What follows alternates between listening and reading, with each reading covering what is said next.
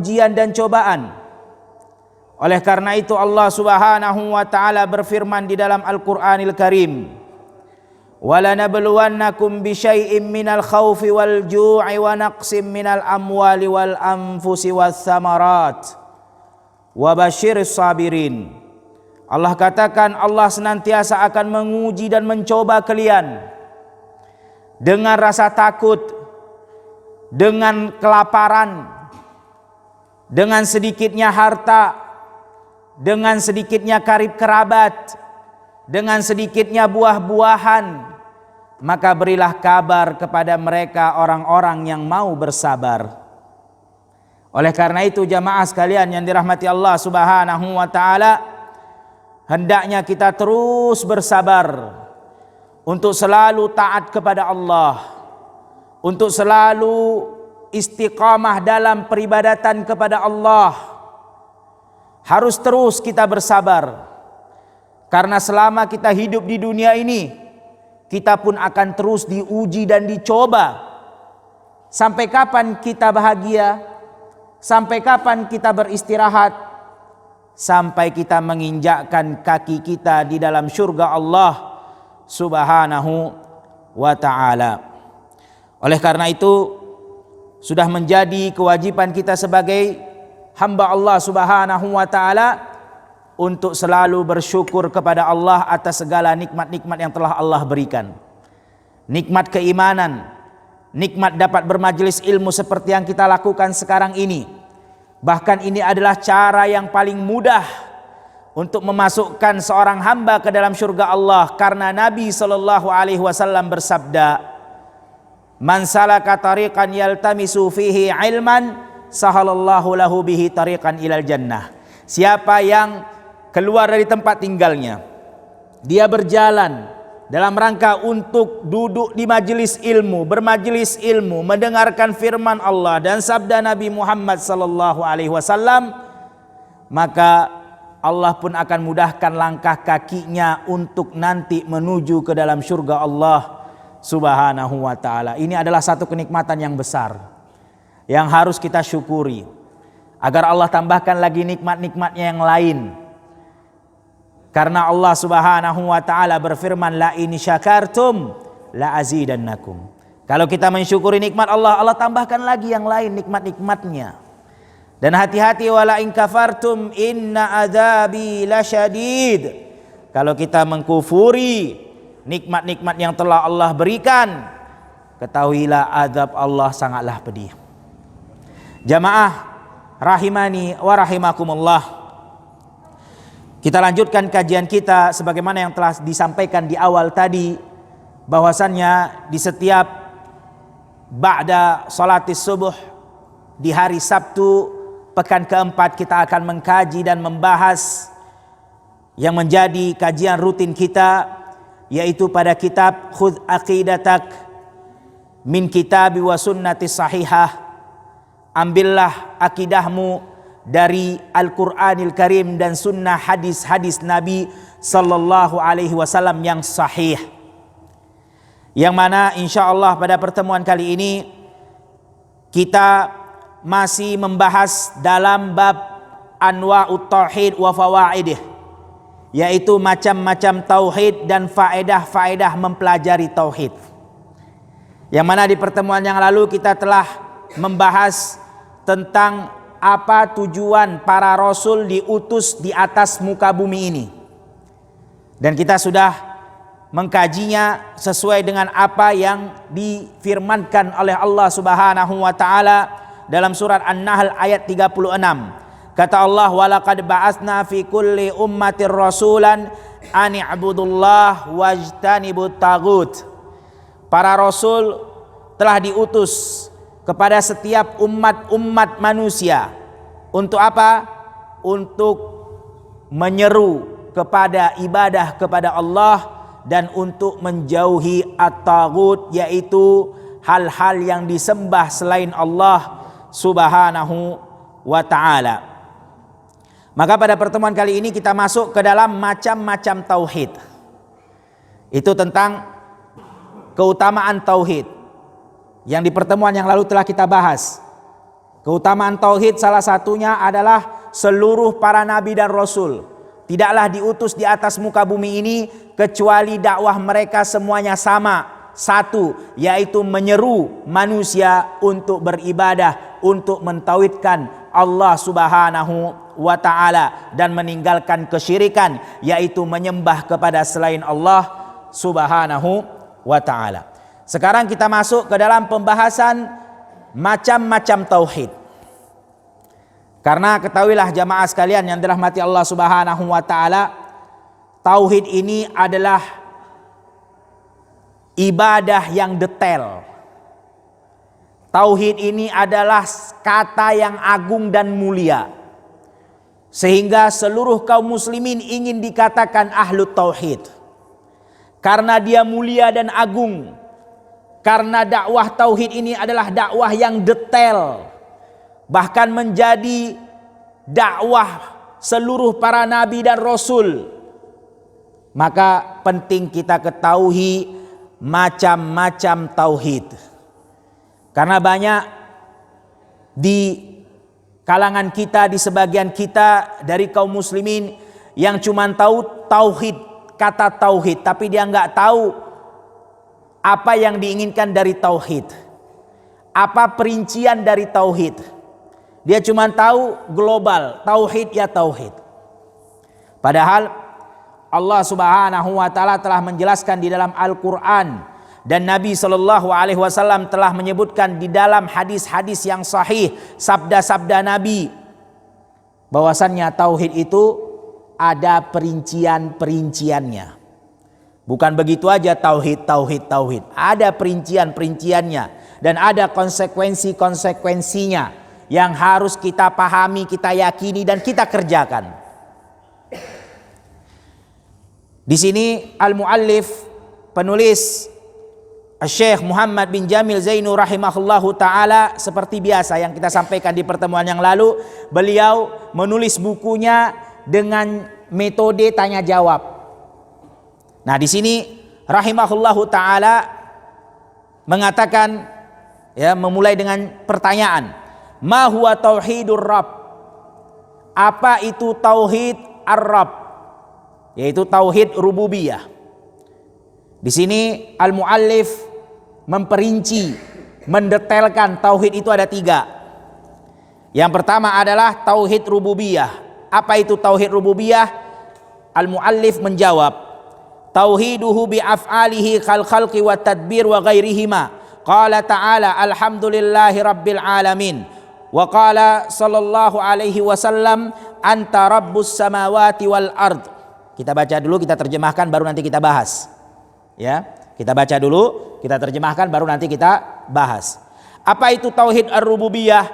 Dijawab oleh al-muallif rahimahullahu ta'ala, tauhid rububiyah itu adalah mentauhidkan Allah, mengesakan Allah atas perbuatan-perbuatannya kepada makhluk ciptaannya. Seperti apa perbuatan Allah Subhanahu wa ta'ala terhadap makhluk ciptaannya? Seperti Allah yang menciptakan, seperti Allah yang mengatur setelah Allah menciptakan, seperti Allah Subhanahu wa ta'ala yang memiliki setelah dia menciptakan. Allah yang menciptakan, Allah yang mengatur, Allah yang memiliki, Allah yang menghidupkan, Allah yang mematikan, Allah yang menghancurkan, Allah yang menciptakannya kembali setelah dihancurkan, Allah yang memberikan rezeki setelah Allah menciptakan seluruh makhluk-makhluknya. Itu namanya tauhid ar-rabb, tauhid rububiyah. Dan dalilnya Allah Subhanahu wa ta'ala berfirman, alhamdulillahi rabbil alamin. Segala puji milik Allah Rabbul alamin. Rabb yang menciptakan, yang mengontrol, yang memiliki, yang menghancurkan, yang menciptakan kembali setelah dihancurkan, yang memberikan rezeki. Siapa? Al-alamin, seluruh makhluk-makhluk ciptaannya di alam semesta. Itu dalilnya, surat Al-Fatihah. Kemudian dalilnya lagi sabda Nabi SAW, anta rabbus samawati wal ard. Kamu ya Allah Rabb yang menciptakan, yang mengontrol, yang memiliki, yang menghidupkan, mematikan, yang menghancurkan dan kemudian menciptakan kembali, dan yang memberi rezeki seluruh langit-langit dan bumi. Anta rabbus samawati wal ard, riwayat Imam Bukhari dan Imam Muslim. Kemudian jenis yang kedua, tauhid yang kedua, ma huwa tauhidu ilah. Apa itu tauhid al-ilah? Yaitu uluhiyah. Huwa ifraduhu bil ibadah kad du'a wa dzabhi wan nadhr. Qala Allah Ta'ala wa ilahukum ilahun wahid la ilaha illa huwar rahmanur rahim. Surat Al-Baqarah. Wa qala sallallahu alaihi wasallam falyakun awwalu ma tad'uuhum ilaih syahada an la ilaha illallah. Muttafaqun alaih. Wa fi riwayatil Bukhari ila an yuwahhidallah. Dalam riwayat yang lain disebutkan kepada mengesahkan Allah Subhanahu wa taala. Jadi al-muallif bertanya, apa itu tauhid ilah, tauhid uluhiyah? Maka beliau menjawab, dia adalah mengesahkan Allah Subhanahu wa taala di dalam peribadatan kepadanya. Kita esahkan Allah, kita hanya berikan ibadah hanya kepada Allah. Seperti apa ibadah itu? Seperti doa, seperti berkurban, seperti bernadar dan banyak-banyak lainnya. Seluruh ibadah yang disyariatkan di dalam agama ini hanya boleh diberikan kepada Allah Subhanahu wa taala. Itu artinya mengesahkan Allah di dalam peribadatan. Dalilnya di mana? Surah Al-Baqarah, wa ilahukum ilahun wahid. Ilah kalian, Rabb kalian adalah ilah, Rabb yang satu, yang esa, la ilaha illallah war rahmanur rahim, yang tidak ada ilah yang patut diibadahi, yang patut diminta dan ditakuti kecuali Allah, dan dia adalah ar-rahmanur rahim. Allah adalah ar-rahmanur rahim, maha pengasih lagi maha penyayang. Dan dalilnya lagi yang kedua, sabda Nabi SAW ketika Nabi mengutus seorang sahabat yang bernama Mu'ad bin Jabal kepada ahli Yaman, kepada penduduk Yaman, yang mana pada saat itu penduduk Yaman mayoritas masih memeluk agama Nasrani. Maka diutus seorang sahabat Mu'ad bin Jabal untuk mendakwahkan mereka kepada kalimat la ilaha illallah. Dan sebelum Mu'ad bin Jabal berangkat, Nabi berpesan kepada Mu'ad bin Jabal radhiyallahu anhu, maka jadikanlah yang pertama engkau ajak mereka untuk bersyahadat la ilaha illallah. Dan hadis ini riwayat Imam Bukhari dan Imam Muslim, dan diriwayatkan lagi oleh Imam Bukhari dalam riwayatnya tersendiri. Maka ajaklah mereka kepada an yuwahhidallah, kepada untuk mengesahkan Allah Subhanahu wa taala. Kemudian tauhid asma was sifat. Dan ini insyaallah akan kita bahas kalau kita melihat waktunya cukup. Ya, tauhid tentang asma was sifat, karena dia adalah pembahasan yang paling panjang. Naam, barakallahu fikum. Kita jelaskan apa yang dijelaskan oleh para ulama tentang tauhid rububiyah dan tauhid uluhiyah dan tauhid asma wa sifat. Insyaallah kalau ada waktu kita akan masuk ke dalam tauhid asma wa sifat. Tauhid rububiyah. Tauhid ini diambil dari kata wahada yuwahidu tauhidan. Wahada yuwahidu tauhidan, sehingga tauhid itu ismul masdar. Ini sedikit kita bahas bahasa Arab sedikit. Ya, ismul masdar artinya kata dasar. Jadi kata dasarnya tauhidan, wahada yuwahidu artinya apa? Ja'ala syai'an wahidah. Wahada yuwahidu tauhidan artinya kita menjadikan sesuatu itu satu, tunggal, esa, yaitu Allah Subhanahu wa taala. Itu secara bahasa pengertian tauhid. Karena kita bilang di awal, penting kita mengetahui perincian tentang tauhid. Karena tauhid ini adalah dakwah yang detail. Tauhid ini adalah kata yang agung dan mulia, sehingga dia punya perincian-perincian yang harus dipahami. Itu secara segi bahasa, yaitu mengesahkan atau menjadikan sesuatu tunggal atau esa, yaitu Allah Subhanahu wa taala. Kemudian dari makna istilah, dari makna definisinya, Maka ketahuilah jamaah sekalian yang dirahmati Allah Subhanahu wa taala, adapun makna istilah at-tauhid maka berbeda-beda macamnya tergantung latar belakang mereka masing-masing dan kelompok mereka masing-masing. Ya. Makna at-tauhid secara definisi, secara istilah kembali ke latar belakang orang-orang tersebut dan kelompok-kelompok tersebut. Maka di sini terjadi 3 definisi. Kalau kita urutkan sesuai dengan definisi kelompok-kelompok yang ada, maka definisi tauhid menjadi 3 golongan. 3 golongan.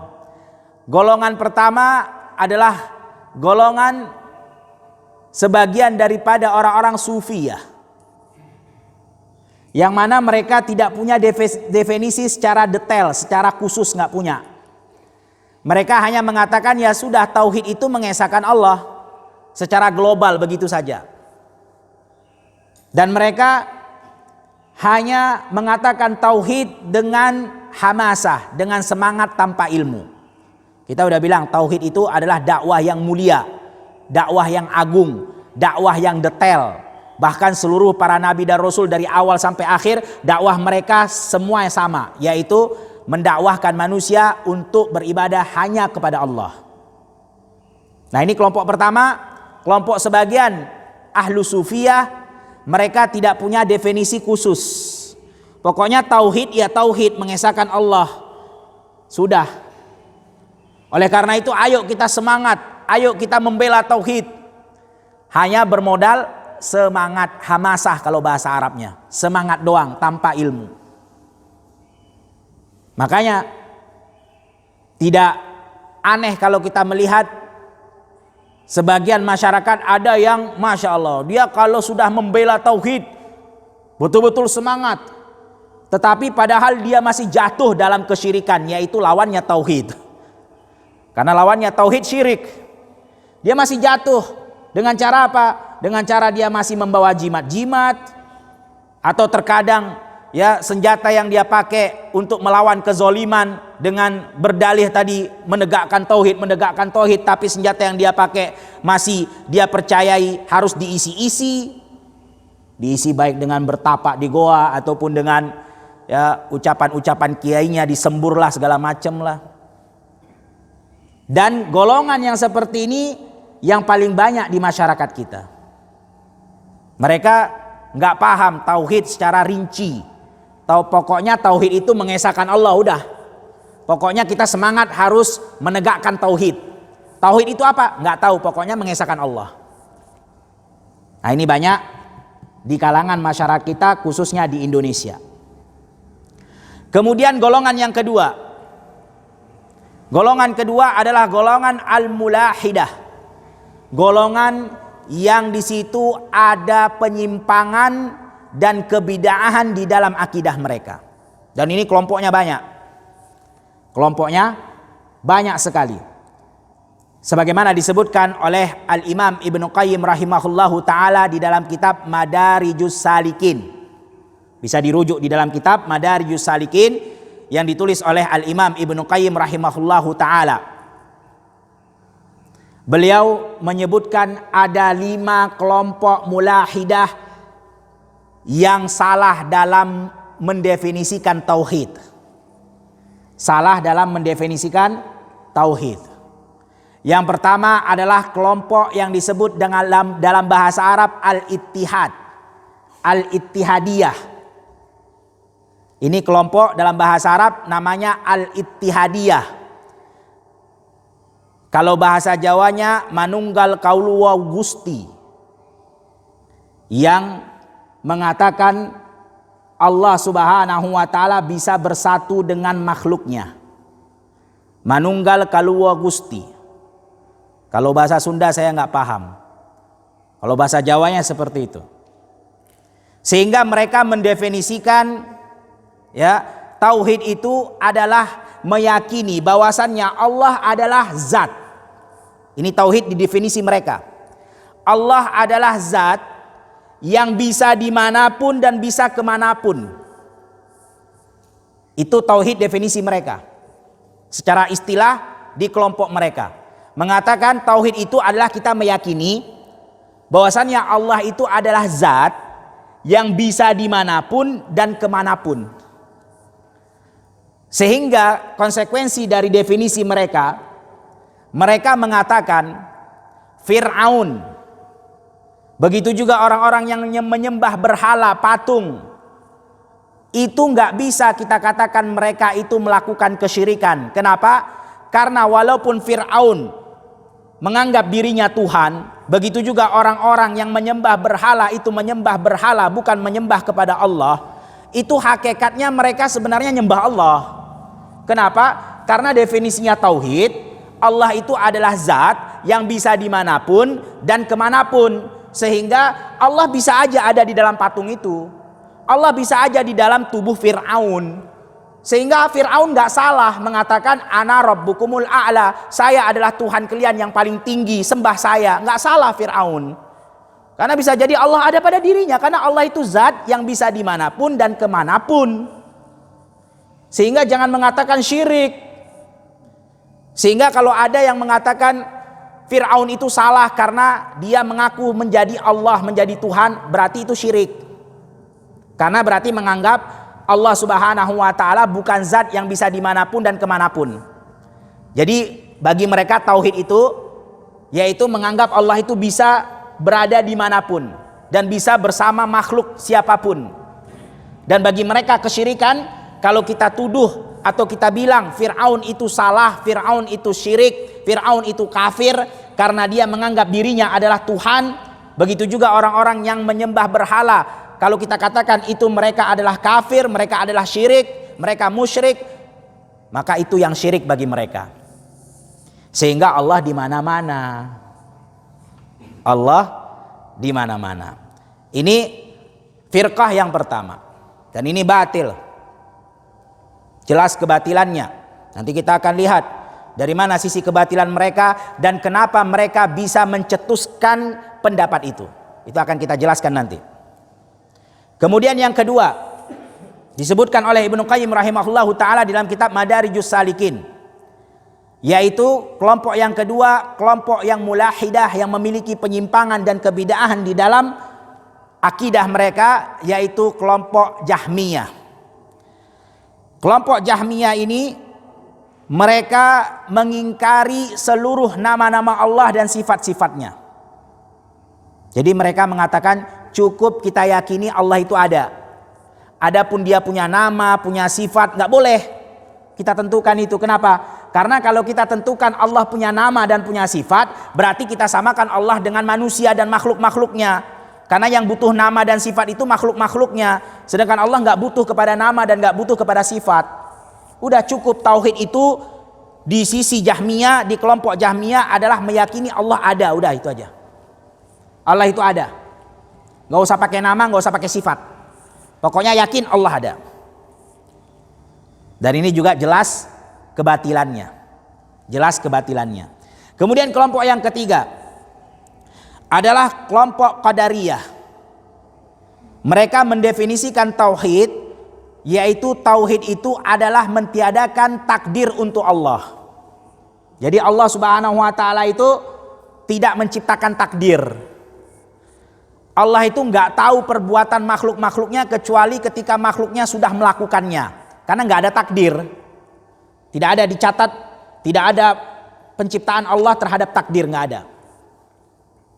Sehingga siapa yang menetapkan takdir, bahwasannya seluruh makhluk ciptaannya, seluruh alam semesta ini tidak bisa lepas dari takdir Allah, siapa yang menetapkan itu berarti dia musyrik.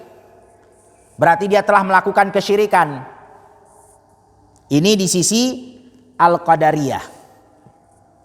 Kenapa mereka mengatakan kenapa kita tidak menetapkan takdir?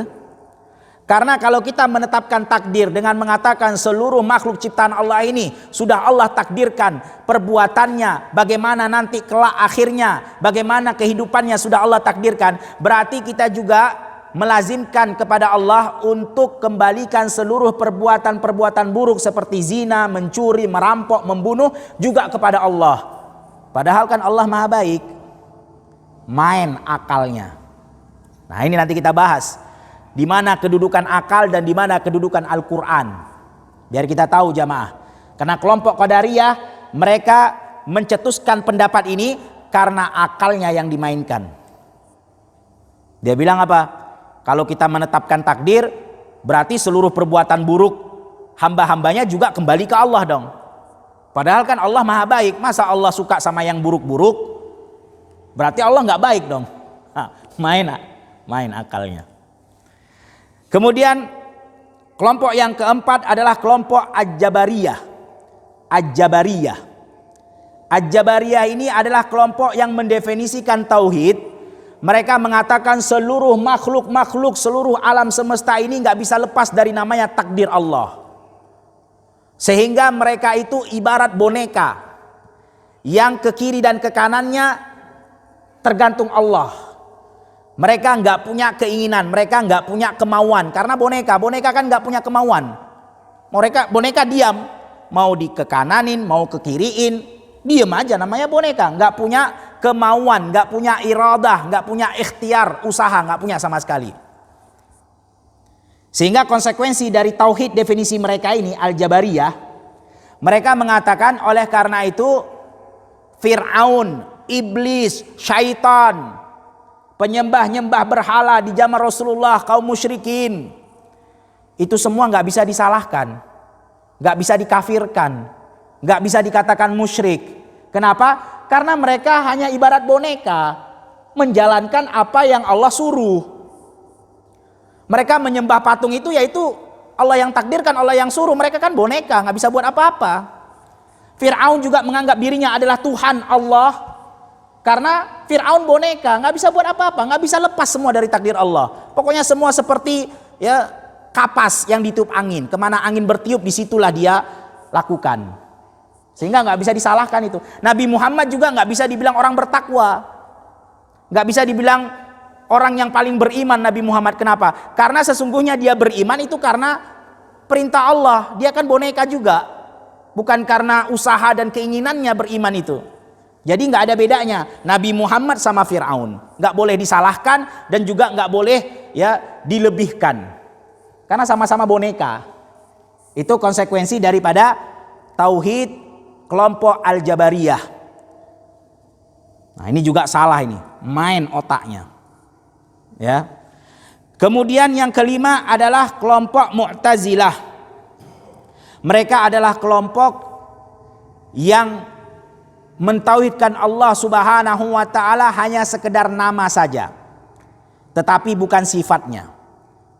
Mereka mengetahui Allah itu Ar-Rahman Ar-Rahim. Mereka tetapkan itu, Allah As-Sami', Allah Al-Basir, Allah Al-Qawi, Allah Al-Aziz, Allah Al-Alim. Mereka tetapkan itu. Tapi kalau untuk makna kandungannya mereka bilang nggak ada. Jadi itu cuman hanya sekedar nama saja. Seperti kalau ada nama orang soleh, jangan tetapkan dia soleh, namanya saja. Ya, jadi mereka menyamakan Allah Subhanahu wa taala seperti makhluk. Katanya kenapa kita tidak tetapkan makna dan sifat untuk Allah hanya sekedar nama? Karena sama seperti manusia. Manusia coba banyak yang namanya soleh, tapi nggak soleh, toleh. Banyak yang namanya Muhammad, tapi perbuatannya macam syaitan. Banyak yang namanya Muhammad kan, tapi nggak beda dengan pekerjaannya syaitan, suka ganggu orang, suka ngajak orang kepada kemungkaran. Nah itu, oleh karena itu mereka bilang, ya sudah, kita berikan kepada Allah nama-namanya sesuai dengan di Al-Quran yang Allah kabarkan, tapi jangan tetapkan sifatnya. Karena manusia saja dinamakan dengan nama itu tapi nggak punya sifat itu. Nah ini semua adalah kelompok-kelompok al-mulahidah yang memiliki kesesatan dan kebid'ahan di dalam akidahnya. Kemudian kelompok yang ketiga, kita bilang tadi sesuai dengan definisi dibagi menjadi tiga. Ada sebagian yang mendefinisikan secara global dan itu adalah sebagian daripada ahlu sufiyah. Ada sebagian lagi yang mendefinisikan dengan al-mulahidah, yaitu kesesatan karena ada kebid'ahan di dalam akidah mereka. Dan ini tadi ada 5 kelompok. Dan kelompok yang terakhir adalah kelompok ahlu sunnah wal jamaah. Sebagaimana juga disebutkan oleh Al-Imam Ibnu Qayyim rahimahullahu ta'ala dalam kitab Madarijus Salikin. Ahlu sunnah wal jamaah membagi tauhid itu menjadi dua. Yang pertama adalah tauhid yang berkaitan tentang keyakinan. Dan yang kedua adalah tauhid yang berkaitan tentang amal perbuatan. Tauhid yang berkaitan tentang keyakinan ada dua. Yaitu pertama tauhid uluhiyah atau tauhid rububiyah yang pertama, dan yang kedua adalah tauhid asma wa sifat. Kita ulangi lagi, tauhid yang berkaitan tentang keyakinan ada dua, tauhid ar-rububiyah dan tauhid asma was sifat. Ini semua berkaitan tentang keyakinan. Tauhid rububiyah, kita yakin bahwasannya Allah Subhanahu wa taala yang menciptakan, Allah yang memelihara, Allah yang mengontrol, Allah yang menghidupkan dan mematikan, Allah yang memberikan semua rezeki kepada makhluk-makhluk ciptaannya. Ini tauhid rububiyah, keyakinan, kaitannya kepada keyakinan, harus yakin. Kemudian yang juga berkaitan dengan tauhid keyakinan adalah asma was sifat, yaitu kita yakin nama-nama Allah. Ini asma was sifat, ini nama-nama Allah dan sifat-sifatnya. Yang mana ya asma was sifat ini kembali kepada informasi-informasi yang Allah Subhanahu wa taala kabarkan tentang dirinya di dalam Al-Qur'an. Harus kita yakini nama-nama dan sifat-sifat Allah, yang mana itu adalah informasi-informasi dari Allah untuk mengkabarkan tentang dirinya. Allah maha kuat, Allah maha mendengar, Allah maha melihat, Allah maha mengetahui, Allah maha mulia, Allah sangat keras azabnya, Allah maha mengasihi lagi menyayangi. Ini informasi-informasi datang dari Allah untuk mengkhabarkan tentang dirinya, dan di mana kita bisa jumpai di dalam Al-Qur'anil Karim. Dan ini banyak. Allahu la ilaha illa huwal hayyul qayyum la ta'khudhuhu sinatun wala naum lahu ma fis samawati wa ma fil ard man dzal ladzi yashfa'u 'indahu illa bi idzni ya'lamu ma baina aydihim wa ma khalfahum. Sebutkan semua tentang rububiyah dan asma Allah, hayyul qayyum, tentang Allah tidak berat baginya untuk menjaga langit dan bumi. Allah nggak tidur, Allah nggak ngantuk, Allah nggak lupa. Itu kan semua tentang nama-nama sifat Allah dan kerobnya Allah, kerububiyahnya Allah Subhanahu wa ta'ala. Ini harus diyakini. Kemudian setelah itu apakah cukup dengan meyakini saja? Tidak. Karena kita bilang tadi, tauhid itu adalah dakwah yang detail. Setelah dia meyakini dan mengetahui, maka kemudian dia harus melakukan dan mengamalkan. Caranya dengan apa? Dengan hanya mengesahkan peribadatan hanya kepada Allah Subhanahu wa ta'ala. Dia berikan hanya doa, dia berikan doa hanya untuk Allah, dia berikan kurban hanya untuk Allah, dia berikan nadarnya hanya untuk Allah. Dia tidak mau memberikan ibadah itu kepada selain Allah. Jadi ibaratnya jamaah, untuk mendekatkan pemahaman kita, ini bukan kita menyamakan Allah dengan makhluknya, bukan, tapi hanya untuk agar kita mudah mencerna dengan logika kita, mudah kita pahami. Biar kita mudah memahami tauhid, ibaratnya ada dua orang, si A dan si B, laki dan wanita ingin menikah. Laki dan wanita ingin menikah. Nah, kira-kira sebelum mereka menikah apa yang mereka lakukan? Yaitu saling mengenal, saling mencari kabar. Si A mengenal si B juga mengenal si A. Saling cari informasi untuk yakin, kan gitu. Agar melangkah kepada pernikahan. Si A mencari informasi, si B gimana orangnya, oh sifatnya begini, oh keluarganya ini, bapaknya ini, ibunya ini, tinggalnya di rumah ini, sifat kesukaannya, begitulah. Nah, itu adalah tauhid rububiyah dan asma wa sifat.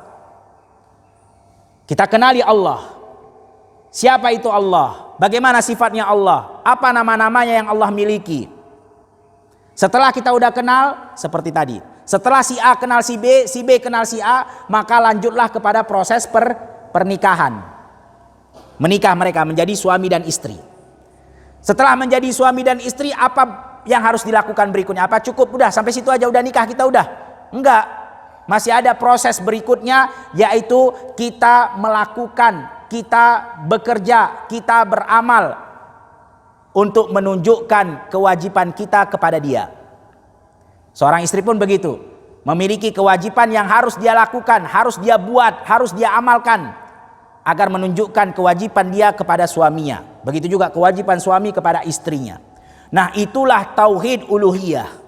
Setelah kita mengenal Allah, kita yakin Allah adalah sang pencipta, Allah yang mengontrol seluruh makhluk-makhluknya, Allah yang memiliki seluruh apa yang ada di alam semesta ini. Udah kenal kita nama-nama Allah, sifat-sifat Allah, sudah yakin kita. Maka kerjakan kewajibanmu sebagai hamba Allah, yaitu hanya memberikan peribadatan untuk Allah saja. Nah, dari sini jamaah sekalian yang dirahmati Allah Subhanahu wa taala, ya, dari sini maka tauhid rububiyah itu adalah titik sengketa antara seorang muslim dengan orang ateis. Titik sengketa antara seorang muslim dengan ateis, baik ateis yang memiliki agama atau ateis yang nggak punya agama. Karena ateis ini ada dua, ada yang nggak punya agama, dia memang nggak percaya Allah Subhanahu wa taala itu ada. Bahkan mereka mengatakan, ya, dunia ini, bumi ini tercipta karena Big Bang, karena ledakan, sebagaimana yang mungkin pernah kita pelajari, ya, istilah di dalam fisika atau metafisika, sistem nebula. Nah, itu pelajaran dulu kita masih SMA. Sehingga Allah Tuhan itu nggak ada. Dunia ini tercipta ya karena ledakan Big Bang aja, nebula, udah sudah. Ada lagi ateis yang mereka beragama tapi agamanya buatan manusia, yaitu agama yang meyakini adanya dewa-dewa, adanya dewa pemelihara, adanya dewa penghancur, kan begitu, adanya dewa kegelapan, adanya dewa mengatur langit, dewa bumi. Hindu dan Buddha. Ini agama ciptaan manusia. Nah, di situ titik sengketa kita, nggak akan bertemu karena kita meyakini Allah adalah yang mencipta, yang memelihara, yang menghancurkan dan kemudian menciptakan kembali. Allah yang memberikan rezeki seluruh makhluk-makhluk ciptaannya. Ini biar kita tahu di mana titik sengketa seorang muslim dengan ateis.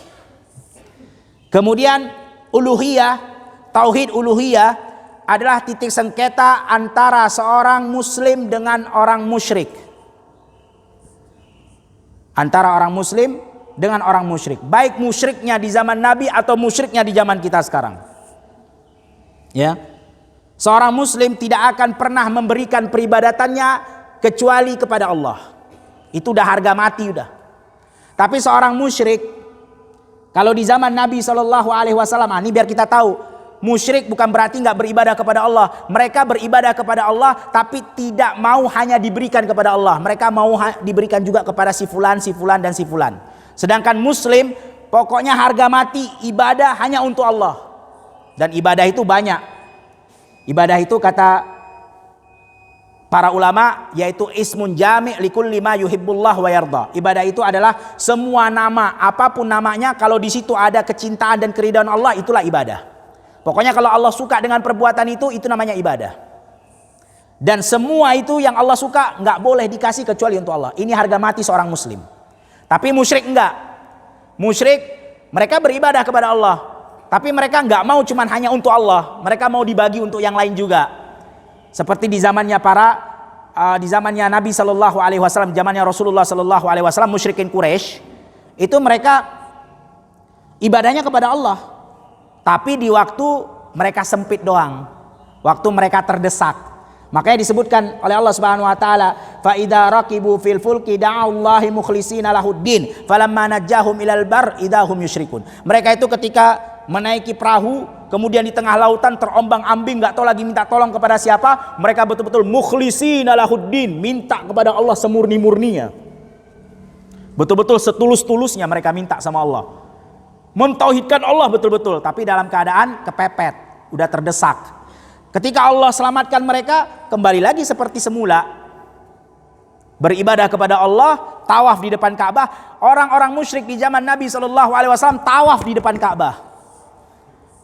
Mereka mengatakan Rabbul Ka'bah, Ka'bah itu punya Tuhan, yaitu Allah. Bahkan mereka tidak jarang bersumpah dengan nama Allah.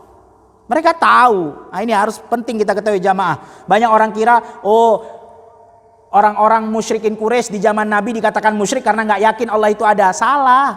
Nah ini makanya kita bilang tadi, banyak masyarakat awam kita taunya tauhid itu mengesahkan Allah itu doang. secara global. Padahal tauhid adalah dakwah yang mulia, dakwah yang agung, dakwah yang detail. Bahkan seluruh nabi itu diutus hanya untuk mentauhidkan Allah. Itu dakwah utamanya. Ya. Nah, ini musyrik. Tawaf depan Ka'bah.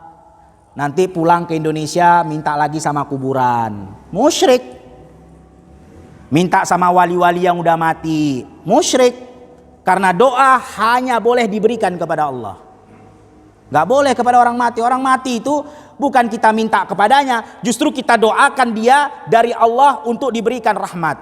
Makanya ada namanya sunnah ya, ketika kita ziarah kubur, assalamualaikum ya ahlad diyaril mu'minin, antum salifun wa nahnu lahikun, nas'alullah lana walakum al-afiyah. Kita katakan keselamatan untuk kalian, wahai pemukiman orang-orang mukminin al-muslimin. Kalian sudah berlalu dan kami bakal juga seperti kalian akan berlalu. Kami minta kepada Allah untuk diri kami dan diri kalian as-sabat atau al-afiyah, kekokohan dan juga keselamatan. Bukan kita minta sama kuburan jamaah. Ya, ini tauhid uluhiyah yang harus kita ketahui. Jadi jamaah sekalian yang dirahmati Allah Subhanahu wa taala, kita lanjut ke tauhid asma wa sifat. Masih cukup waktunya? Masih ya? Sedikit kita, karena yang terpenting adalah yang menjadi sengketa sampai sekarang ini adalah tentang asma wa sifat. Ya, mungkin sebagian kita insya Allah kalau tauhid rububiyah, tauhid uluhiyah, sebagian masyarakat ada yang sudah memahaminya. Nah, tapi yang menjadi bulan-bulanan sampai sekarang ini adalah sengketanya di tauhid asma wa sifat. Makanya kita akhirkan karena dia lumayan panjang pembahasannya. Lumayan panjang dan lumayan ribet dan lumayan menjadi persengketaan sampai sekarang ini. Taib. Ma huwa tauhidu sifatillahi wa asma'ihi? Apa itu tauhid sifat dan nama-nama Allah Subhanahu wa taala? Ini tauhid yang ketiga. Tauhid yang pertama rububiyah, uluhiyah sudah kita bahas. Tauhid sifat-sifat dan nama-nama Allah. Apa itu? Dijawab oleh al-muallif, huwa isbatu ma wasafallahu bihi nafsah fi kitabihi aw wasafa rasuluhu fi ahadithihi as-sahihah alal haqiqah bila ta'wil wala tafwid wala tamsil wala ta'til kal istiwa wan nuzul wal yad wa ghairiha mimma yaliku bi kamalihi. Qala ta'ala laisa kamitslihi syai'un wa huwa samiul basir.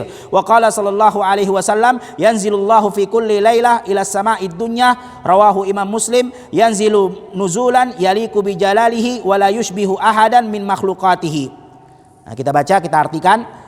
Tauhid asma wa sifat disebut oleh muallif adalah tauhid kita menetapkan sifat-sifat Allah sesuai dengan apa yang Allah sifati dirinya di dalam Al-Quran atau yang disifati oleh Rasul di dalam hadis-hadisnya yang sahih secara hakiki, ya, secara hakikatnya.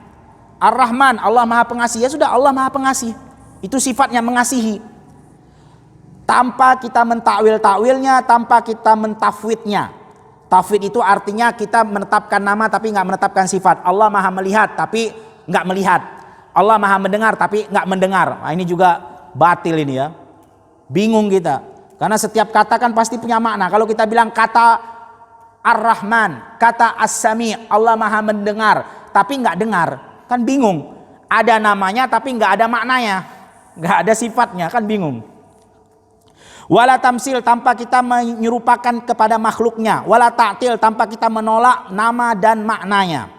Jadi ada orang yang menetapkan nama tapi nggak menetapkan makna. Ada juga yang dia menolak nama dan makna sekaligus. Nggak ada itu, Ar-Rahman itu nggak ada namanya, nggak ada sifatnya. Ya, seperti apa contohnya? Seperti istiwa, seperti turunnya Allah ke langit dunia, seperti Allah punya tangan dan semisalnya. Mimma yalik, dengan apa yang pantas untuk kesempurnaan dan keagungan Allah.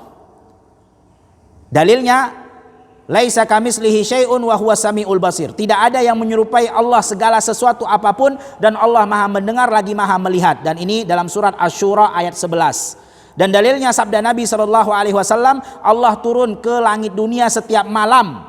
Riwayat Imam Muslim. Dan turunnya Allah itu sesuai dengan kesempurnaan dan kemuliaannya Allah. Tidak ada yang menyerupai Allah satupun dari makhluknya. Nah, ini kita bahas jamaah. Ya.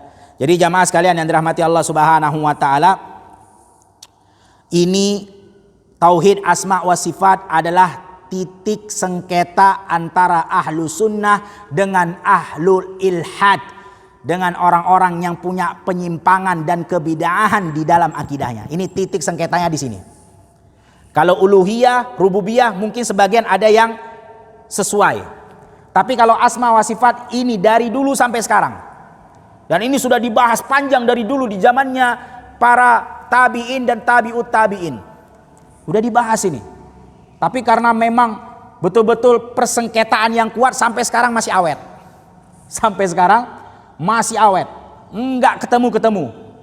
Dan kita tahu al-haq itu cuma satu. Kebenaran itu cuma satu. Enggak mungkin dua kebenaran. Ya, kalau kebatilan bisa jadi 2, 4, 5 dan 100. Banyak kalau kebatilan. Tapi kebenaran cuma satu, nggak mungkin ada dua. Nah, sebelum kita masuk jamaah sekalian yang dirahmati Allah Subhanahu wa taala, penting kita ketahui kenapa kok bisa berbeda pemahamannya di dalam memahami nama-nama Allah dan sifat-sifat Allah. Yang pertama jamaah sekalian yang dirahmati Allah Subhanahu wa taala, ketahuilah manusia ini sumber keyakinannya itu dari 3. Manusia, semua manusia itu sumber keyakinannya ada 3. Yang pertama panca indera. Dengan panca indera dia bisa yakin. Contohnya nih, anak tanya sama antum-antum semua. Antum yakin gak kalau saya hidup? Yakin gak saya hidup? Yakin. Dari mana yakin? Karena panca indera antum bisa melihat anak hidup, anak bergerak, anak ngomong. Gak mungkin orang mati bisa bergerak, gak mungkin orang mati bisa ngomong. Antum bisa yakin Abdul Hadi hidup karena saya lihat dia ngomong dan bergerak. Dari mana? Panca indera matanya. Atau anak tanya lagi, antum-antum semua yakin gak kalau Abdul Hadi bisa bicara, bukan bisu? Yakin pasti. Kenapa? Dari mana yakinnya? Dari panca indera, dari pendengarannya. Dia dengar Abdul Hadi ngomong. Dia yakin Abdul Hadi gak bisu. Kenapa? Bisa ngomong kok saya dengar. Ya, dari panca indera. Atau contohnya lagi, dia lihat ini udah pagi dan dia yakin ini udah pagi, ini bukan malam. Dari mana bisa dia yakin kalau ini pagi bukan malam? Dari panca indera, karena dia lihat udah terang, matahari udah keluar. Yakin ini bukan malam, ini orang udah terang gini kok. Saya lihat kok dari panca indera matanya. Ya. Nah, itu yang pertama. Yang kedua, sumber keyakinan manusia dari logika. Dari logikanya. Ya. Logika contohnya. Ada orang tidur pulas. Tidur, nggak dengar apapun. Jangankan hujan. Ada dipukul ya suara keras atau mercon di sampingnya pun dia nggak dengar. Saking pulasnya tidurnya kan. Nah, ketika dia bangun di subuh hari, dia lihat semua komplek ini basah. Mobilnya basah, jalanannya basah, pohonnya basah, genteng-genteng semua basah. Malam hari itu dia tidur pulas, nggak dengar apapun dan nggak lihat apapun. Orang tidur nggak bisa lihat. Langsung dia yakin, oh tadi malam habis hujan nih. Ayo coba, dari mana dia bisa yakin kalau tadi malam habis hujan? Dia nggak ngelihat, nggak ngedengar. Dari mana? Logikanya, akalnya. Dia udah jelas ini hujan, karena nggak mungkin ada manusia kurang kerjaan nyiramin satu komplek gitu. Mana ada? Sejalan-jalannya, sepohon-pohonnya disiramin semalaman. Nggak mungkin ada orang seperti itu. Satu komplek ini bukan satu rumah. Berarti ini hujan dari langit turunnya. Karena kelihatan kok basah semua kok. Dari mana dia pikir? Dari logikanya. Padahal dia nggak dengar tadi malam hujan, dia nggak ngelihat tadi malam hujan. Karena dia tidur pulas. Yakinlah dia ini karena hujan basahnya. Dari logikanya. Kemudian yang ketiga, dari doktrin yang dia punya dalam dirinya. Dan ini tergantung kepada latar belakang mereka masing-masing dan kelompok mereka masing-masing. Dan doktrin ini jamaah, seseorang bisa yakin dengan doktrin yang dia punya dalam dirinya, walaupun tidak sejalan dengan logika dan tidak pernah dia lihat dengan panca indera. Kenapa saya bahas ini? Biar kita tahu titik temunya di mana. Kok bisa beda paham Satu mengatakan Allah di atas arsy, satu lagi Allah mengatakan Allah nggak di atas arsy. Karena termasuk nama dan sifat Allah adalah Ar-Rahman alal arsy istawa. Ar-Rahman itu beristiwa, bersemayam di atas arsy. Kok bisa ada sekarang heboh beritanya? Ada yang bilang, oh enggak, itu enggak benar, itu Allah di atas arsy. Nah, ini kenapa kita kupas dari awal, biar tahu titik temunya, titik sengketanya kenapa bisa bersengketa, begitu panas, begitu rame. Ya. Nah, doktrin tadi yang ketiga, itu jamaah sekalian yang dirahmati Allah Subhanahu wa taala, orang bisa yakin dengan doktrin walaupun tidak selaras dengan logika dan dengan panca indera. Dan ini ada baik di ahlu bid'ahnya, baik di orang-orang yang menyimpangnya atau orang-orang ahlu sunnahnya. Ini ada doktrin ini. Contohnya sekarang orang-orang Nasrani, mereka mengatakan Trinitas, ada Tuhan tiga, Tuhan Bapa, Tuhan Anak, Tuhan Ibu. Ini kalau dipikir dengan logika, mana ada orang yang bisa menerima itu? Namanya Tuhan, namanya Allah, namanya Tuhan, itu nggak boleh mirip seperti makhluk. Karena kalau mirip seperti makhluk, butuh istri, butuh anak, butuh makan, butuh pakaian. Ya ini bukan Tuhan namanya, sama-sama makhluk. Nggak ada yang menerima, kita nggak menerima logika itu kan. Tapi orang-orang Nasrani menerima itu. Kenapa? Karena doktrin di dalam diri mereka, Tuhan itu tiga, Bapa, Ibu, Anak. Udah terdoktrin dalam diri mereka. Walaupun gak selaras dengan logika, walaupun mereka gak pernah lihat Nabi Isa. Kan orang-orang Nasrani sekarang gak pernah lihat Nabi Isa. Gak ada mereka lihat di panca inderanya. Kalau ada namanya Tuhan Bapa, Tuhan Ibu, Tuhan Anak. Tapi yakin Tuhan itu ada tiga. Doktrinnya main. Dan tergantung latar belakangnya memang Nasrani, kan begitu. Sama, kita pun ahlu sunnah wal jamaah bisa yakin walaupun tanpa akal logika, walaupun tanpa panca indera, karena doktrin di dalam kita. Ini contohnya, kita tahu Allah Subhanahu wa taala ala kulli syai'in qadir. Allah maha mampu. Itu yakin kita. Allah maha mampu atas segala sesuatu. Itu yakin. Nah sekarang ya, dari konsekuensi keyakinan doktrin tadi, kita tahu Allah maha mampu untuk menciptakan makhluknya walaupun sudah menjadi debu, walaupun sudah hancur, sama sekali tidak ada bentuk lagi, Allah mampu menciptakannya kembali. Padahal coba lihat jamaah, logika mana yang menerima? Kalau namanya manusia, udah jadi tulang, udah jadi debu, udah nggak tahu lagi bentuknya, udah nggak tahu. Ada yang matinya dimakan ikan, mati tenggelam dimakan ikan, dicaplok ikan. Habis itu dicerna di perut ikan itu jadi kotoran. Kemudian kotoran ikan, contohnya ikan hiu. Kotoran ikan hiu itu kan dimanfaatkan lagi sama hewan-hewan yang makan kotoran. Hewan-hewan kecil, kerang, kan gitu. Yang makan kotoran, memang mereka makannya dari situ. Nah, mereka makan kotoran itu, mereka cerna dalam pencernaan mereka jadi kotoran lagi. Coba, udah 2 kali proses. Ikan besar makan, orang mati dimakan, kemudian dicerna jadi kotoran dia dimakan lagi sama hewan-hewan yang kecil, kemudian dicerna lagi jadi kotoran lagi. Kotoran. Tapi Allah mampu ciptakan itu. Logika mana yang bisa kita pikirkan? Coba. Nggak sanggup kita, kok bisa?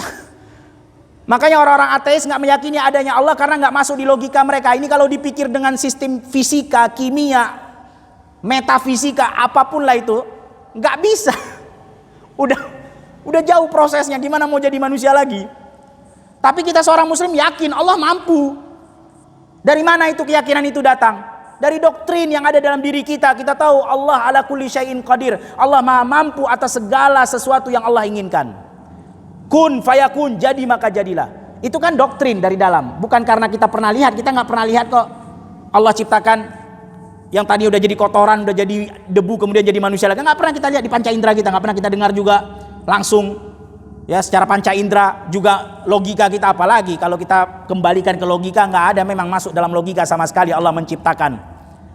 Makanya disebutkan dalam Sahih Bukhari, ada seorang hamba Allah yang dia takut sekali dibangkitkan dan berjumpa dengan Allah karena ya dia takut diazab dan dihisap oleh Allah. Sehingga ketika dia mati, sebelum dia mati, dia pesankan kepada anak-anaknya, ini dalam Sahih Bukhari ini hadis yang sahih. Dia pesankan kepada anak-anaknya untuk membakar badannya semua, hangus. Karena dia takut dibangkitkan oleh Allah. Begitu udah jadi debu, udah hangus, Ya, dia bilang ke anak-anaknya, kemudian ambil debuku, lemparkan sebagian di gunung, lemparkan sebagian ke lautan. Lemparkan sebagian ke udara, biar terbang di bawah udara, kemudian nempel di pohon-pohon, kemudian dimakan ikan, tenggelam, ada yang di dasar lautan, pokoknya tersebar abunya di mana-mana. Kemudian Allah bangkitkan lagi itu orang. Dalam hadis yang sahih. Kemudian Allah bertanya, kenapa kau lakukan itu wahai hambaku? Kata hambanya ini, karena khaufu minka ya Allah, karena takut kepadamu ya Allah. Akhirnya Allah ampuni, karena dia takut kepada Allah, Allah ampuni dan Allah masukkan dia ke dalam surga. Nggak masuk dia logika kita itu. Gimana debu udah satu ke ujung sana, satu ke ujung sana, nggak masuk. Tapi kita beriman Allah mampu. Nah ini, insya Allah kita tutup dengan pembahasan ini. Ini yang jadi titik sengketa. Allah berfirman, Ar-Rahmanu 'alal arsy istawa. Ar-Rahman itu di atas arsy beristiwa, bersemayam. Orang-orang yang tadi pakai logika. Ya. Nah, kita lihat jamaah. Kita tahu namanya kata pasti punya makna, betul nggak? Insya Allah antum setuju nih, namanya kata pasti punya makna. Apalagi dalam syarat bahasa Arab, salah satu yang disebut dengan kalimat harus kata yang memiliki suara dan punya makna. Sehingga kalau kita mengucapin nih grrrr atau gu, itu bukan kalimat dalam bahasa Arab. Kenapa? Ada suaranya tapi nggak punya makna. Apa maknanya grrrr, gu? Apa artinya? Nggak ada artinya. Ada suaranya tapi tak ada artinya. Maka namanya kalimat dalam bahasa Arab itu adalah yang ada suara dan punya makna. Makanya kita bilang kata, setiap yang dikatakan kata itu pasti punya makna. Karena kalau nggak punya makna bukan kata namanya. Pasti punya makna. Nah ini kata itu apa? Kata itu yaitu kalimat. Kalimat itu apa? Yaitu yang terdiri dari dua atau lebih. Kalimat itu yang tersusun dari dua kata atau lebih, kan itu namanya kalimat. Ya. Saya pergi ke pasar, itu kalimat. Ada suaranya, ada maknanya. Berarti maknanya apa? Ya ada orang pergi ke pasar. Ya siapa? Abdul Hadi pergi ke pasar. Kan gitu. Baik. Nah, ini biar kita tahu. Di sini kita udah masuk poinnya nih. Sehingga makna itu terbagi menjadi dua. Ada makna yang tekstual, ada makna yang non tekstual. Dan aslinya makna itu dikembalikan kepada teksnya secara zahir yang kelihatan. Ini hukum asal. Hukum asal. Tapi boleh juga terkadang makna itu kita bawa kepada non tekstual, yaitu kepada takwil. Takwil itu adalah mengambil makna yang jauh daripada teksnya. Itu namanya takwil. Dan ini takwil ini boleh, nggak apa-apa, takwil itu boleh. Tapi ahlu sunnah wal jamaah mendatangkan syarat yang ketat, yaitu harus ada dalil. Kalau ada dalilnya boleh kita takwil. Dan dalil itu di sisi ahlu sunnah wal jamaah Al-Quran dan hadis, nggak ada lain. Itu namanya dalil. Sedangkan orang-orang yang di dalamnya ada penyimpangan, mereka mengatakan dalil itu bukan cuma Al-Quran dan hadis, tapi ditambah satu lagi namanya logika, akal. Di sini letak perselisihannya. Ahlussunnah mengatakan dalil itu Quran dan hadis, udah habis harga mati. Sedangkan selain Ahlussunnah mengatakan tambah satu lagi logika, akal. Sehingga ketika ada firman Allah Ar-Rahman 'alal arsy istawa, Ar-Rahman itu di atas ars bersemayam. Seharusnya kalau mereka mau kembalikan ke asal, kan kita udah bilang tadi asal makna itu ada dua. Yang pertama dikembalikan secara zahir, dan ini hukum asalnya. Ya udah, contohnya saya bilang pena ada di atas buku. Hukum asalnya kita pahami, maknanya dikembalikan kepada teksnya, yaitu ada pulpen di atas buku. Itu hukum asal. Tapi kalau nanti ada dalilnya boleh kita takwil. Tapi kalau nggak ada nggak boleh. Dan dalil itu cuma satu, Al-Quran dan hadis.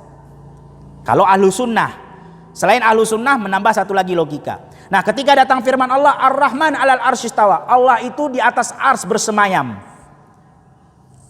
Mereka nggak mau mengembalikan kepada dasarnya. Sebenarnya kalau kembalikan kepada hukum dasar yang pertama, yaitu maknanya dikembalikan kepada teksnya, maka insya Allah nggak ada perselisihan, nggak ada pertikaian, nggak ada sengketa, udah aman semua. Ya udah, Allah di atas ars bersemayam, ya udah, apa sih susahnya? Tinggal mengatakan Allah di atas arsy. Apa sih masalahnya? Orang teksnya sudah seperti itu, ya sudah.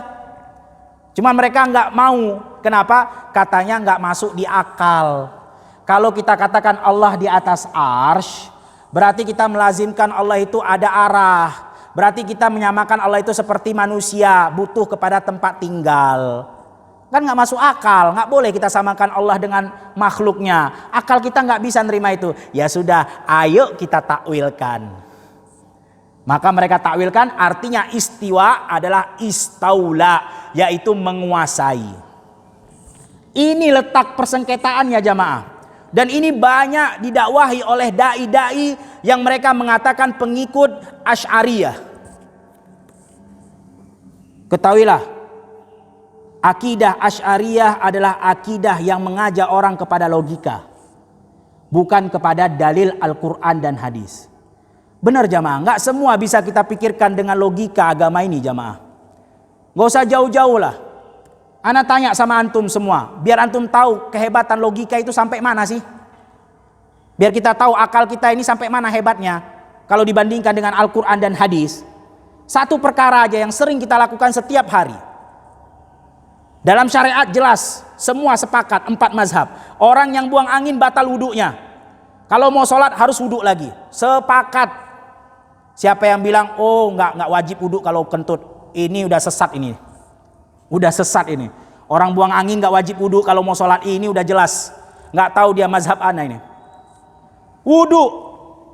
Nah sekarang ambil logika kita yang kita tuhankan, yang kita dewakan nih, logika kita ini, akal kita ini.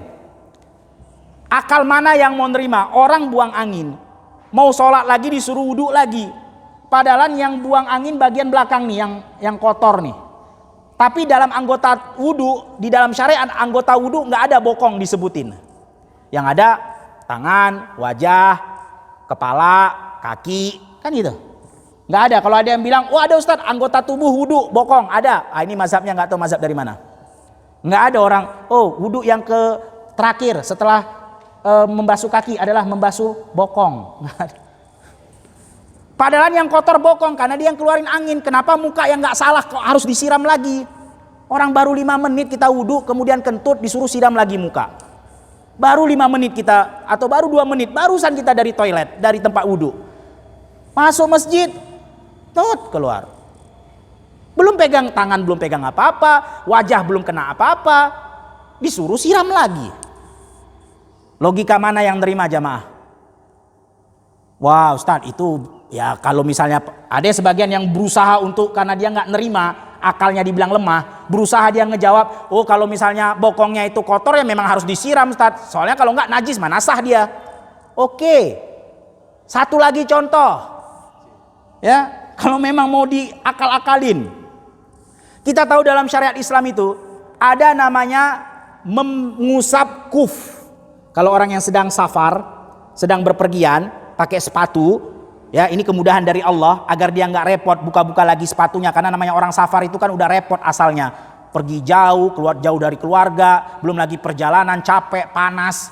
Nah dan sedangkan sholat wajib dimanapun dan kapanpun, biar nggak capek tuh Allah ringankan. Ini termasuk keringanan dari Allah untuk tidak membuka sepatunya, cukup dia usap dari atas. Namanya mashul kuf, ada syariatnya, ada hadisnya dalam Sahih Bukhari dan Muslim.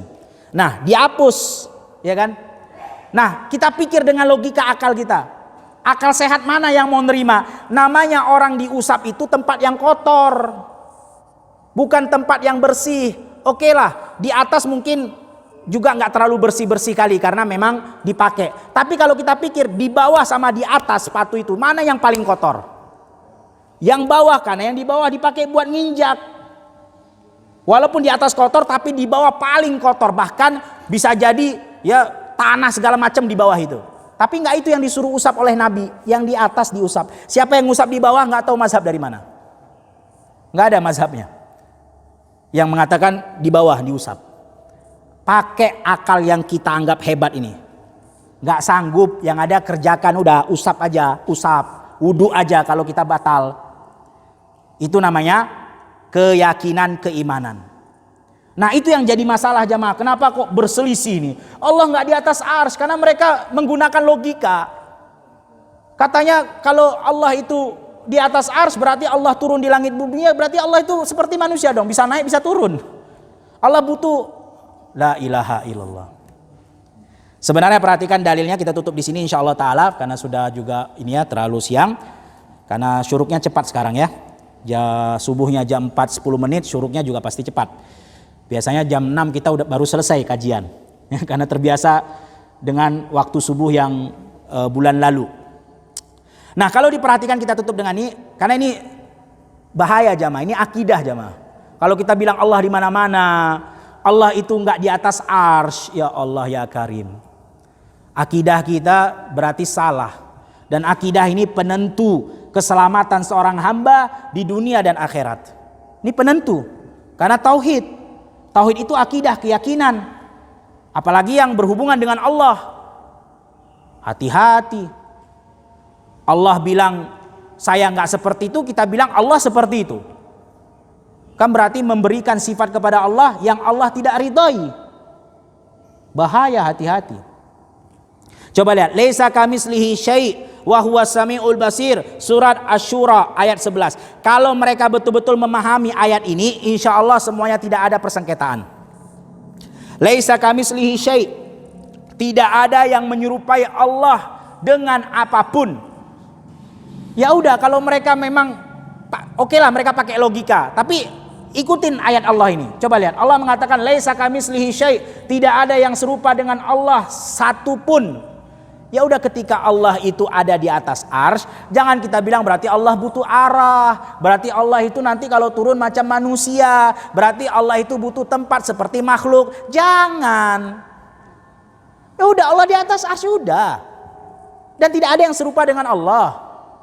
Wa huwas samiul basir, dan Allah itu maha mendengar lagi maha mengetahui. Ini juga bantahan untuk mereka yang memang nggak mau pusing, katanya udahlah daripada kita pusing-pusing. Ini juga dalil orang awam biasanya, daripada pusing-pusing ya udah kita nggak usah netapin apapun. Allah nggak di atas arsy, Allah juga nggak di mana-mana. Allah nggak di atas arsy, Allah juga nggak di mana-mana. Terus gimana? Udah saya nggak tahu, cuman Allah yang tahu. Ini juga salah. Kenapa? Karena ayat setelahnya itu dikatakan wa huwas samiul alim. Allah maha mendengar lagi wa huwas samiul basir. Allah maha mendengar lagi maha melihat. Artinya Allah tetapkan kalau saya punya sifat. Jadi nggak boleh jamaah. Ada orang terlalu main logikanya sehingga menolak istiwanya Allah. Ada orang cuek. Allah daripada pusing-pusing, udah pokoknya Allah nggak di atas arsy, Allah nggak di mana-mana. Terus Allah di mana? Pokoknya saya nggak tahu, cuman Allah yang tahu. Udah kembalikan ke Allah. Itu juga salah. Harus tetapkan, Allah sudah mengatakan istiwa di atas arsy. Ya sudah, istiwa di atas arsy. Sesuai dengan keagungan Allah, sesuai dengan kemuliaan Allah, sudah. Kita tetapkan, tapi juga kita tidak samakan dengan makhluk. Selesai kan? Gampang sebenarnya jamaah. Nggak usah ribut-ribut, nggak usah rame-rame. Udah kembalikan aja ke makna yang dasarnya, yaitu namanya makna itu dikembalikan kepada teks dasarnya. Ini hukum dasar. Boleh ditakwil, tapi syaratnya ketat, harus ada dalil. Dan dalil di dalam ahlu sunnah wal jamaah cuman Al-Quran dan hadis, bukan dari akal. Nggak sanggup akal kita mikirkan tadi. Masalah wudhu aja kita nggak masuk di akal kita. Masalah mengusap sepatu aja nggak masuk di akal kita. Mau pikirkan lagi masalah Allah, terlebih lagi nggak sanggup. Masalah buang angin aja nggak sanggup kita pikir. Masalah Allah, Allahu Akbar, Allah yang maha besar, apalagi akal cuma segini. Ciptaan Allah lagi, mau memikirkan sang pencipta, mana mampu? Nggak mampu. Ya, itu mungkin jamaah yang dirahmati Allah Subhanahu Wa Taala yang bisa kita sampaikan. Afwan, ana mengambil waktu antum sedikit karena memang pembahasan ini sangat penting. Karena tauhid itu adalah pintu kebahagiaan yang menentukan keselamatan seorang hamba di akhirat kelak ketika berjumpa Allah Subhanahu wa taala. Ini adalah perkara yang urgen.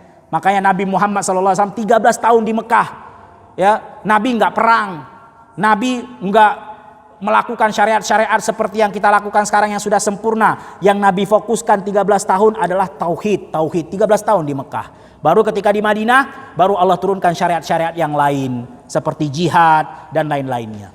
Ya, baik, barakallahu fikum. Atau sebelum kita tutup ada yang ingin ditanyakan?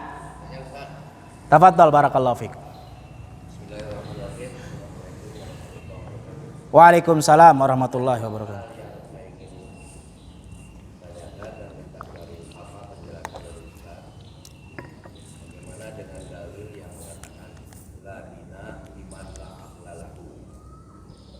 Ladina liman la aqlalahu, tidak ada agama bagi mereka yang tidak menggunakan akal pikirannya.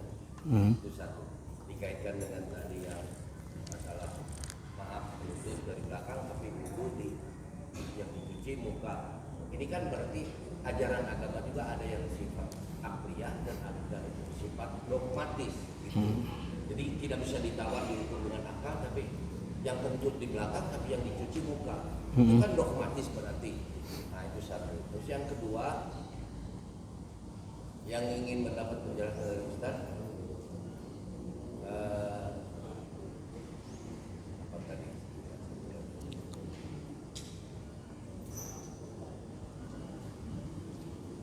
Khairihi wa syarrihi minallahi ta'ala.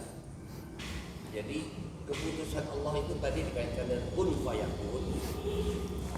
Apakah perbuatan seseorang celaka, parja dan cilaka ataupun baik dan buruk itu sudah sebelumnya sudah ditentukan oleh Allah nasibnya seseorang, ataukah bagaimana hubungannya dikaitkan dengan dalil la yughayyiru ma biqaumin hatta yughayyiru ma bi anfusihim.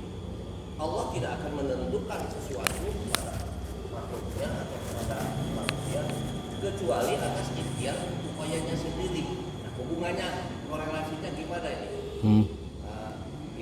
Apa khairihi wa syarrihi minallahi ta'ala dengan apa namanya? Innallaha la yughayyiru ma biqaumin hatta yughayyiru ma bi anfusihim. Itu aja. Ya. Barakallahu fiik, jazakumullah khairan, pertanyaan yang bagus sekali. Semoga Allah Subhanahu wa taala membalas dengan kebaikan-kebaikannya di dunia dan akhirat. Jadi jamaah sekalian yang dirahmati Allah Subhanahu wa taala, ya, mungkin insya Allah kita cukupkan satu pertanyaan. Kalau nanti ada yang ditanyakan lagi boleh sambil kita duduk di luar karena khawatir ada jamaah yang memiliki hajat dan keperluan lainnya. Ya, kita jawab pertanyaan ini dengan dua pertanyaan tadi. Sebenarnya bukan satu pertanyaan, dua pertanyaan jadinya ya. Ya, kita cukupkan dengan dua pertanyaan. Pertanyaan yang pertama, kaidah tadi yang mengatakan ladin liman la aklalah, wallahu alam bisawab. Ini perlu kita lihat siapa yang menukilkannya, dari mana dan siapa nama ulamanya. Karena kita bilang tadi, dalil itu harus Al-Quran dan hadis.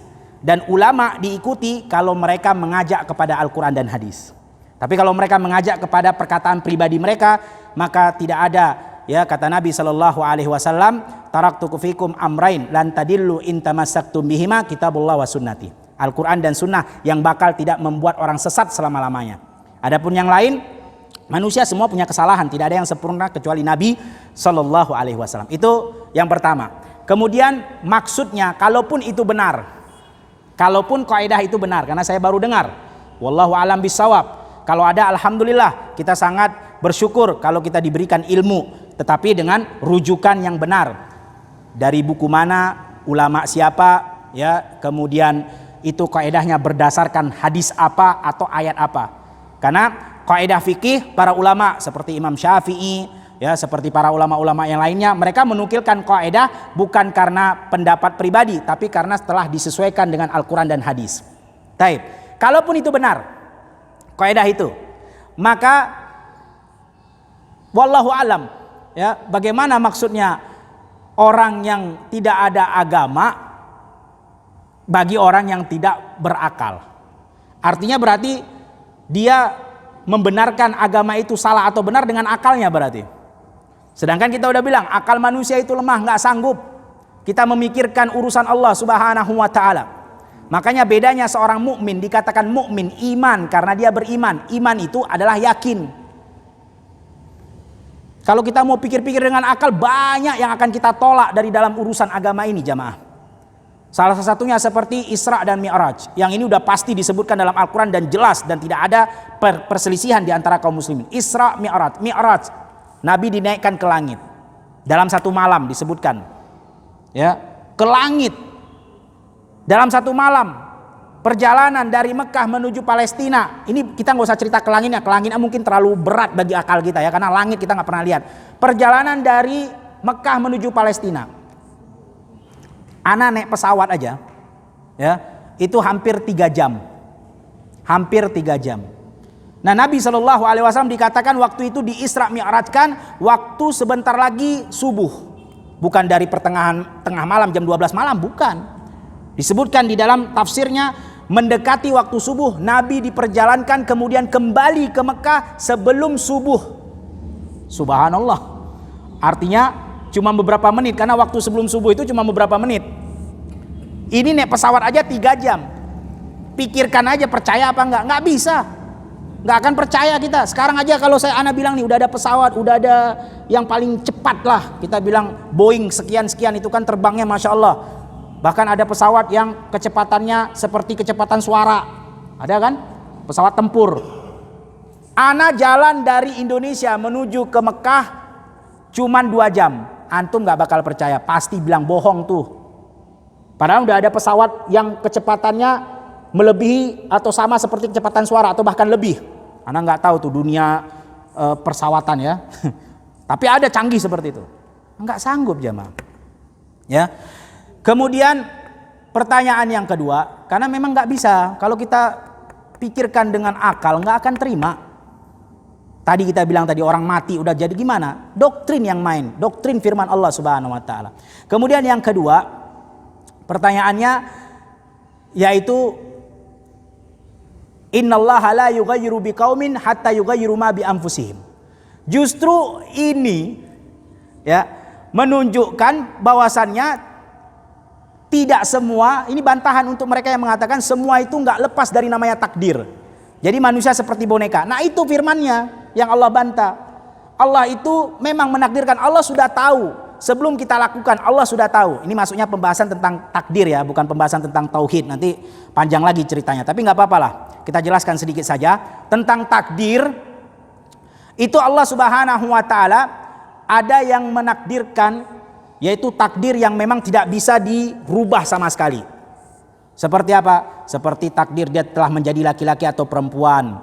Makanya kalau ada yang merubahnya, dia pasti ya sengsara, nggak akan jadi bahagia walaupun dia coba-coba, karena nggak boleh dirubah itu. Kemudian ya dari suku apa, warna kulitnya dan seterusnya yang memang jodoh mancung atau peseknya, dari orang negara mana, Asia atau Arab, itu sudah Allah takdirkan. Dan nggak bisa dirubah lagi. Dan ada takdir yang namanya takdir yang Allah berikan di situ iradah, kemampuan untuk hamba memilih. Dan takdir tadi kita udah bilang tidak bisa dijadikan dalil. Yang penting kita beriman, semua adalah Allah takdirkan. Apapun yang telah terjadi Allah takdirkan. Tetapi kita tidak bisa beralasan atau berdalil dengan takdir. Karena kita nggak pernah tahu takdir kita. Nggak ada yang pernah melihat lauhil mahfuz, nggak ada. Tapi i'malu, kerjakan aja. Fakulli muyassarin liman khuliqalah, kata Nabi, semua akan Allah mudahkan dengan apa yang telah Allah takdirkan. Dan manusia diberi iradah. Sekarang antum duduk di sini, itu semua sudah Allah takdirkan 50.000 tahun sebelum diciptakan langit dan bumi. Tapi apakah antum ini seperti boneka, nggak bisa bergerak? Enggak kan? Siapa yang mau berdiri keluar, bebas. Tapi Allah udah tahu antum bakal memilih dari ba'da sholat subuh sampai sekarang tetap duduk di majelis ilmu dan Abdul Hadi yang sedang bicara. Itu udah Allah catat itu. Allah udah tahu. Tapi bukan boneka kan? Ada yang maksa antum duduk di sini? Nggak ada.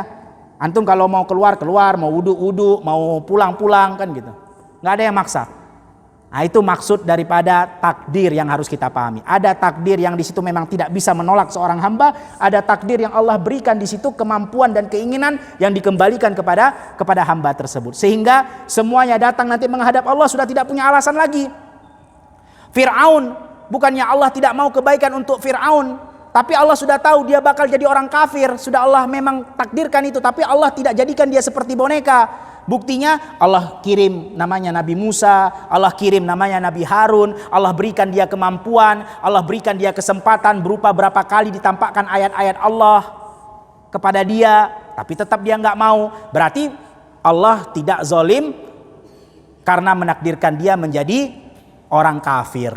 Karena Allah memberikan iradah. Dia pilih tetap kekufuran, ya sudah, itu salah dia. Ya. Nah, itu harus kita pahami. Dan pembahasan takdir ini harus majelis khusus. Nggak bisa kalau kita bicara begini, memang susah dipahami. Tadi aja masalah tauhid panjang lebar sampai waktunya sudah jam 6 lewat. Nah, nanti ya kalau memang ada yang ingin bertanya lagi, tafadhol silahkan kita duduk bermajelis. Nah, sebenarnya demi Allah, ana menganggap majelis ilmu itu bukan yang ana duduk di atas kursi ini. Ini majelis ilmu benar, tapi cuma berapa persen. Majelis ilmu yang sangat bermanfaat itu ketika kita duduk. Apalagi kita sambil ngopi. Ngopi itu artinya ngobrol perkara iman ya, bukan ngopi minum. Ana mah nggak minum kopi. Ya. Taib, barakallahu fik, kita cukupkan sampai di situ. Ya, Allahumma musta'an, afwan atas ana ambil waktu antum sedikit karena memang pembahasan ini agak penting, ya sangat penting bahkan urgen sekali. Wallahu alam bisawab. Kita cukupkan majelis sampai di sini dengan membaca doa kafaratul majelis. Subhanakallahumma wa bihamdika asyhadu an la ilaha illa anta astaghfiruka wa atubu ilaik. Assalamualaikum warahmatullahi wabarakatuh.